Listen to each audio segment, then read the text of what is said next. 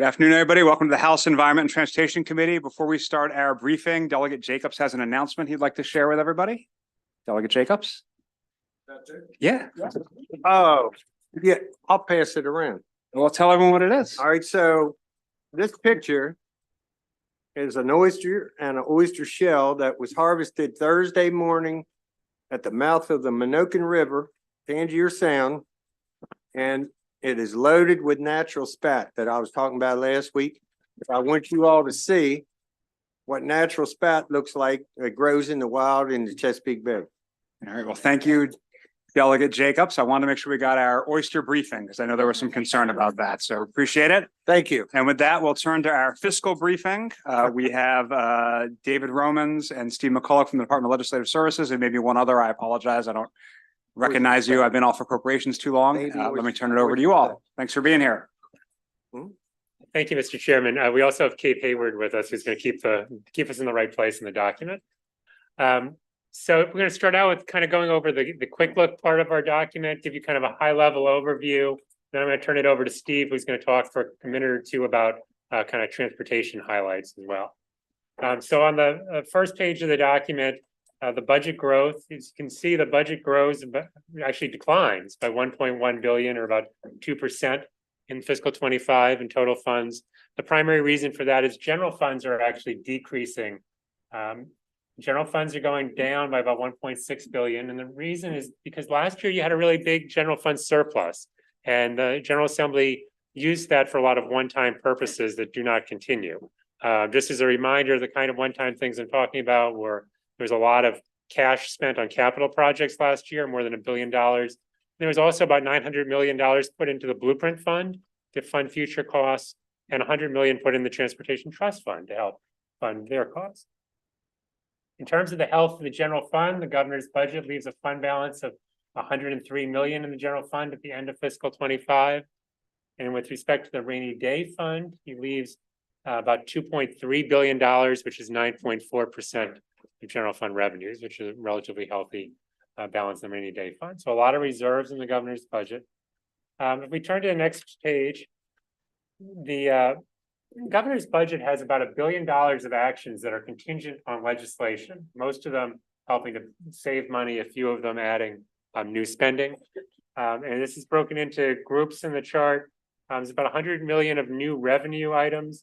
The most interesting from sort of a policy perspective is lottery agent commissions. The governor is proposing to reduce what we pay the lottery agents. Back in 2022, the state raised the commissions for the lottery ticket sales from 5.5% to 6%. And the governor is proposing to go back to 5.5%.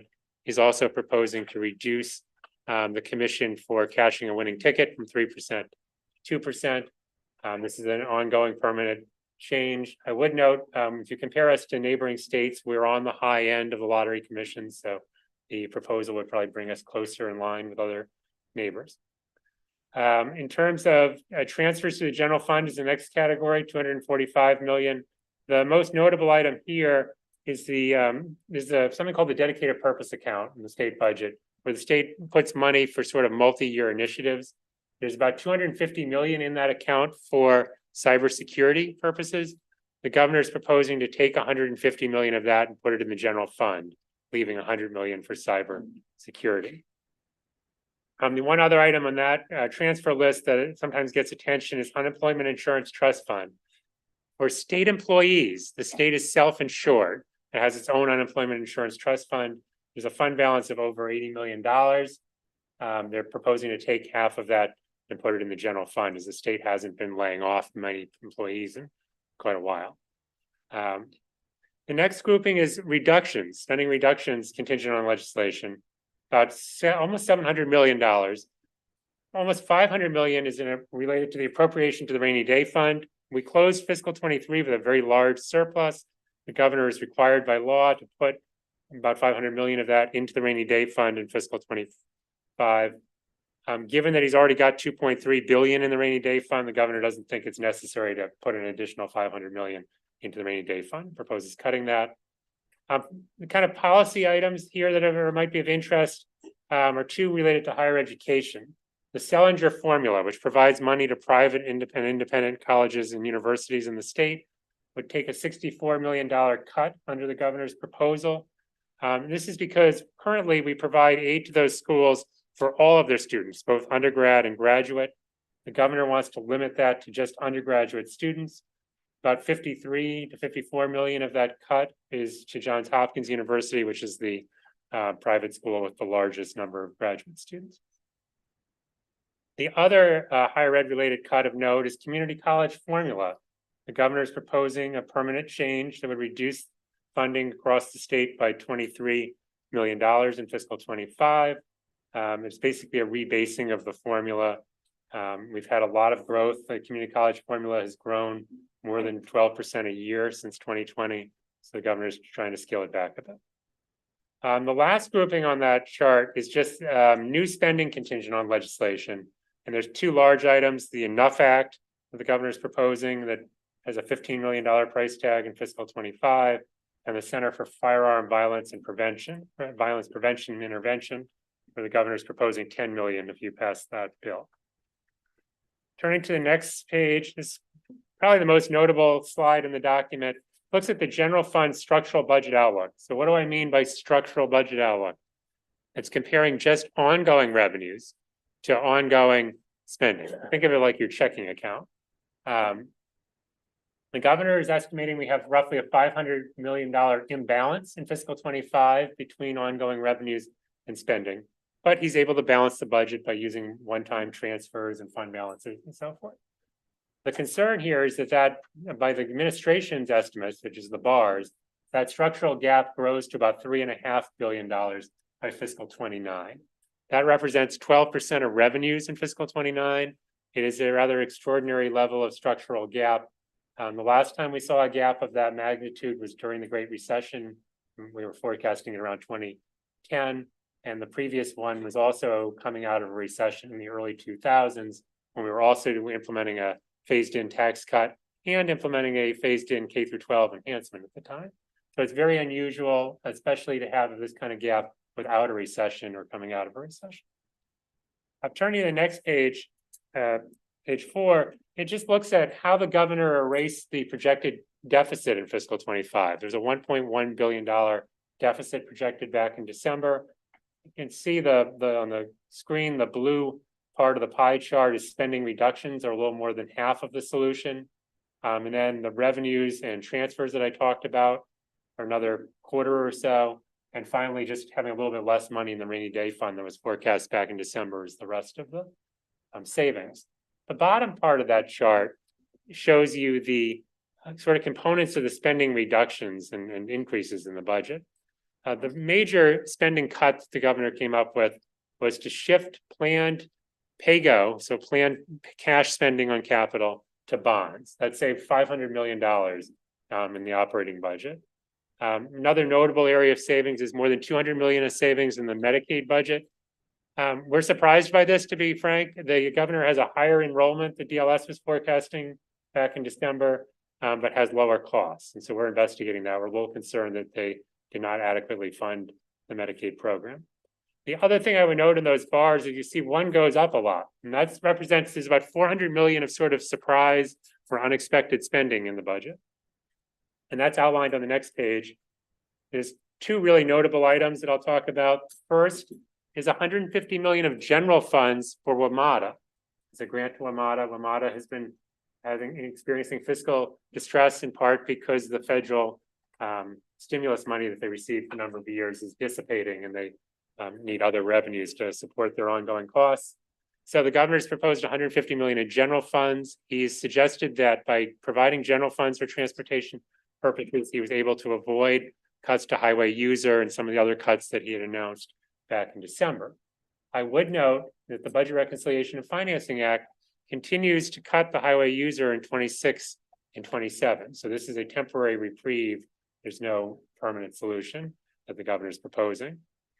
The other area where there's quite a bit more spending than was expected is employee compensation. Governor negotiated with the bargaining units 3% cost of living increase for state employees, as well as kind of the regular employee increments, which for average state employee are about 2.5% salary increase.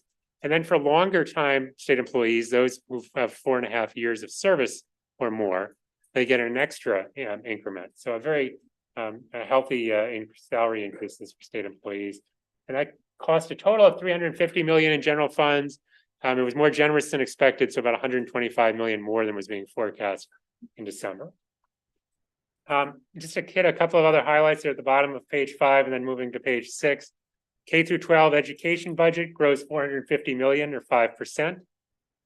For healthcare providers, rates go up about 3% for those serving the developmentally disabled, people with behavioral health needs, and most of the Medicaid providers also get a 3% provider rate increase. On page 6, one of the biggest enhancements in the budget, or investments, I guess you could say, is in the child care subsidy program. We saw a dramatic increase in participation in that program in fiscal 23, going from about 23,000 children to over 33,000 children. To maintain that level of participation, the governor is providing an extra 200 million in the current year's budget. And then he's providing about 280 million in fiscal 25 of extra general funds to maintain that level of participation in the child care subsidy program. Two other things I'll just mention here as highlights, and Steve can get into it more if he chooses, but in the Transportation Trust Fund, in addition to that 150 million for WMATA, there's other subsidies from outside the Transportation Trust Fund this year. So 167 million of GO bonds for WMATA that otherwise would have fallen likely to either the general fund or the Transportation Trust Fund. And there's about 20 million of bonds for the Howard Street Tunnel project. And speaking of the capital budget, just so to make people aware, the Spending Affordability Committee asked the governor to leave 200 million for the General Assembly to allocate for capital projects. The governor left you 50 million for allocation. So that puts a little crimp in plans for legislative initiatives in the capital budget. Let's jump ahead to one last chart. Let's jump ahead to page 10, the Blueprint Fund. So one of the big drivers of the general fund distress is our K through 12 education commitments. And we try to show you sort of what's going on with K through 12 in this chart. The Blueprint Fund is the primary mechanism for funding the Kerwin K through 12 education enhancements. And this chart shows the blue part of the bar is the ongoing revenues that go to the Kerwin Fund. And that's casino revenues, as well as a share of the state sales taxes deposited each year into the Blueprint Fund. And in fiscal 24 and 25, it covers most of the costs of implementing the Kerwin program. The rest of that cost is covered with the yellow part of the bar, which is fund balance in the Blueprint Fund. As I mentioned earlier, last session, you transferred 900 million into the Blueprint Fund. There have been previous transfers in prior years into the Blueprint Fund. So there's a nice healthy balance in the fund, and that helps cover the implementation costs through fiscal 27. In fiscal 27, you exhaust the Blueprint Fund balance. And you see the green bar jumps in there, and that is general funds having to come in to support the rest of the implementation costs in fiscal 27. And in fiscal 28 and 29, the green bar is a much more substantial portion of the cost, over $2 billion. And that's a big reason why you saw the really large structural deficit being forecast for the general fund in fiscal 28 and 29. That concludes my remarks. I'm going to turn it over to Steve, who's going to talk for a moment about Transportation Trust Fund. Thank you. So this chart on page 28 is kind of explaining the big story that has been with the Transportation Trust Fund, the Consolidated Transportation Program, or CTP. That being that last September, when the draft CTP was issued, MDOT was forecasting indicated there was a $2.1 billion shortfall in the CTP. What that meant was that the CTP had $2.1 billion of programmed capital spending that was not supported by the financial forecast of revenues that were available to the capital program. So this was the first time, I think, ever that the department took this approach where it did not balance the CTP with available revenues. However, in January, the beginning of January of this year, the final CTP came out, and that CTP is balanced, meaning the available revenues equal the programmed capital spending. So how did they achieve that? So the first bar, this chart, by the way, the CTP and the financial forecasts are a 6-year forecast. However, this chart deals with the 5 years that it overlaps with the previous forecast and previous CTP from 2023. So over this period, that starting shortfall was $1.6 billion. That's the first bar you see going from 0 down to 1.6 negative. Added on top of that, in the September forecast and CTP, the additional support for WMATA operating that Dave mentioned a minute ago was not included in the MDOT plans or forecast. In the January, the forecast now includes $150 million in fiscal 2025 and 26, ramping up to $250 million in 27-8. And then beyond this chart, another $270 million in the final year of the 6-year forecast. So that really took that deficit, to near $3 billion. There was also the final kind of negative on that chart is the general fund transfers in. As Dave indicated, there have been over the last few years a number of places where the Transportation Trust Fund has been subsidized by other non-state funds, general obligation bonds. There is a decrease in the amount in this forecast of general fund transfers in compared to the prior forecast.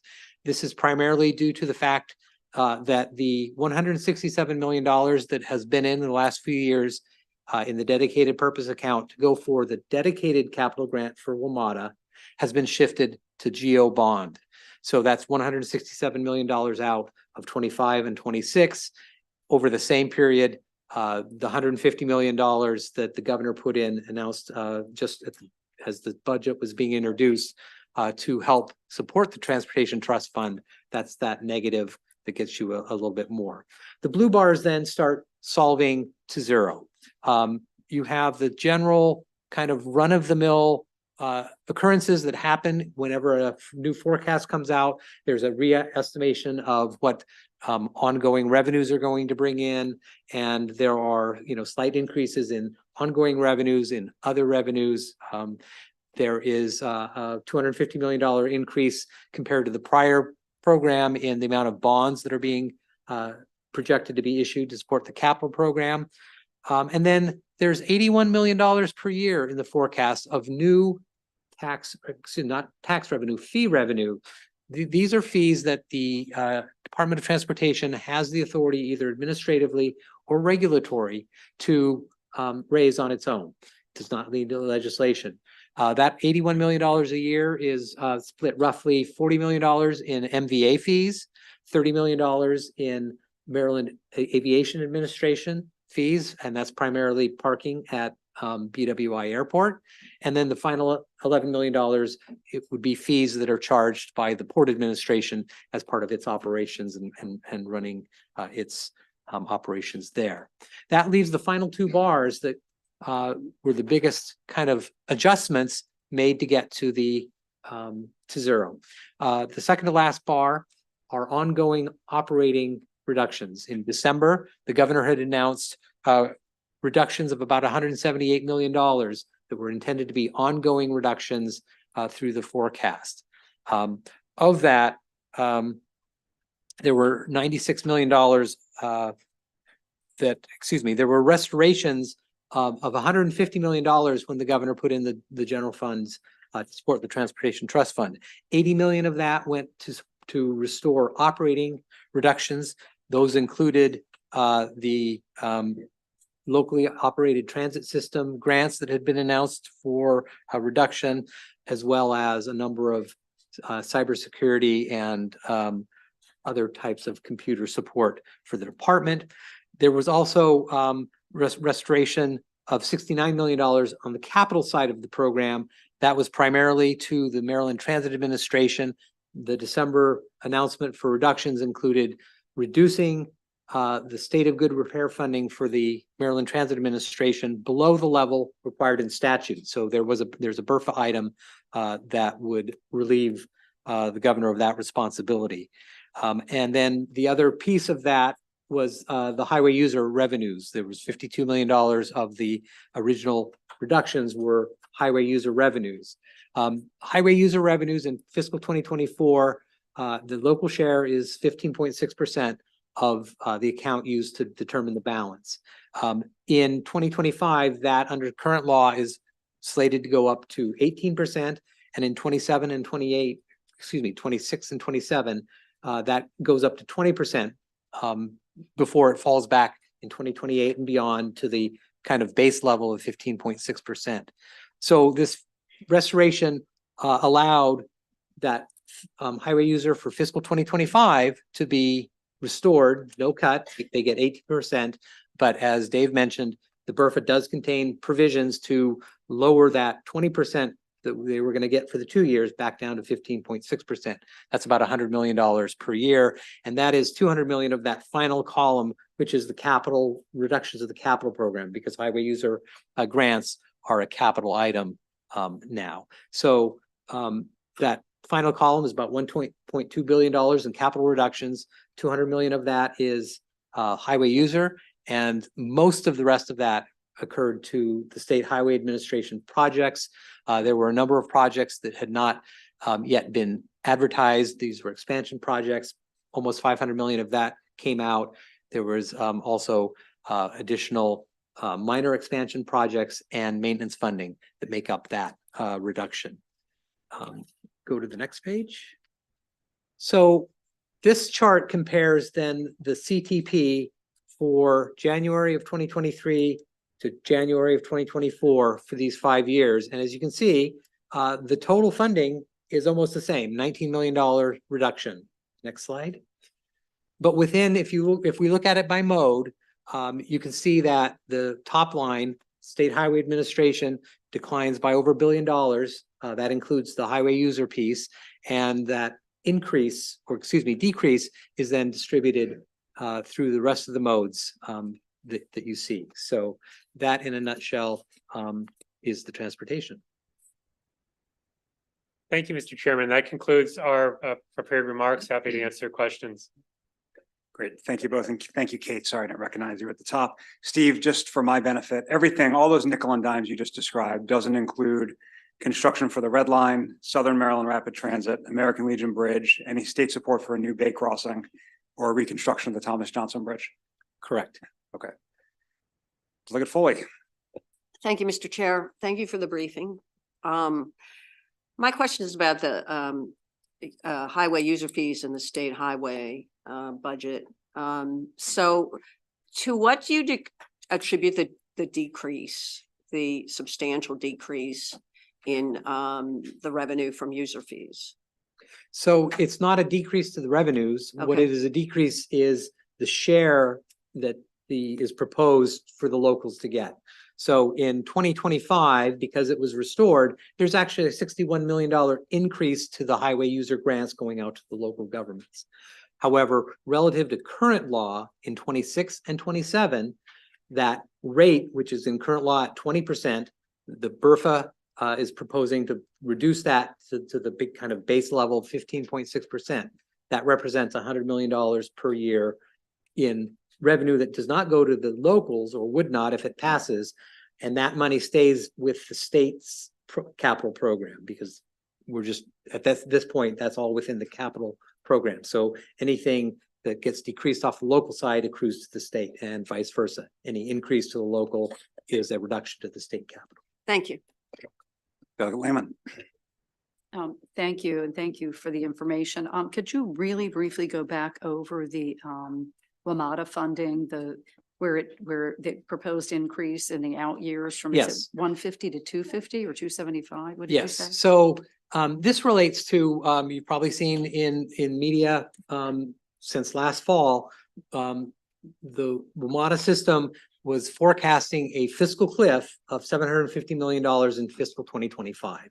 And that was a result of two main factors. One, with the pandemic, ridership has not returned to pre-pandemic levels. Roughly, 60% of pre-pandemic for some services, even lower for other services. that means there's less fair revenue coming in, so that's hurt WMATA on that front. The second item are the exhaustion of the COVID and stimulus federal funding that was supplied. WMATA over fiscal 2020 through 2025 received about $2.8 billion in federal aid that now has to be backfilled. And that's where the 750 million comes from. So if that were all to be solved in 1 year, just by having the local funding jurisdictions, which are Maryland, Virginia, and the district, if they were all to contribute and just fill that $750 million hole, Maryland's share would be about $280 million. And but the governor said that was not willing to do that. I'm not sure the other jurisdictions were willing to go at that, at this point to make that commitment. So the governor put in $150 million towards that additional operating expense that would only be spent if Virginia and DC do kind of pony up their own share to help doing that. Now, the budget that WMATA introduced in the beginning of January for fiscal 2025 is similar to the CTP in that it has to be balanced, the revenues and the spending. And that program, the budget as introduced, envisions or incorporates service cuts and fare increases. WMATA has some cost savings that they've managed to identify and brought that kind of 750 million down to about 433 million. And this 150 million from Maryland, if it's matched, is probably likely enough to avoid the service cuts. There may still be some revenue increases. There may be some small service, reductions, but nothing of the magnitude that was envisioned in that proposed budget. So that fixes it for fiscal 2025. That, so this pressure, continues. And so there will have to be kind of a wider study and willingness to look at how that kind of situation is going to be resolved going forward.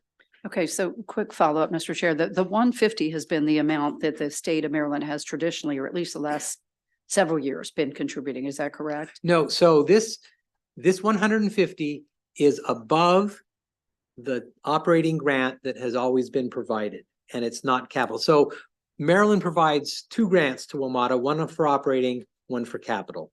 Right. The operating budget is constrained in Maryland and Virginia statute to only be allowed to grow by 3% a year. And the budget in 2025 that's been submitted by WMATA conforms to that, which is what requires the service cuts and the revenue increases, fare increases in the budget as proposed.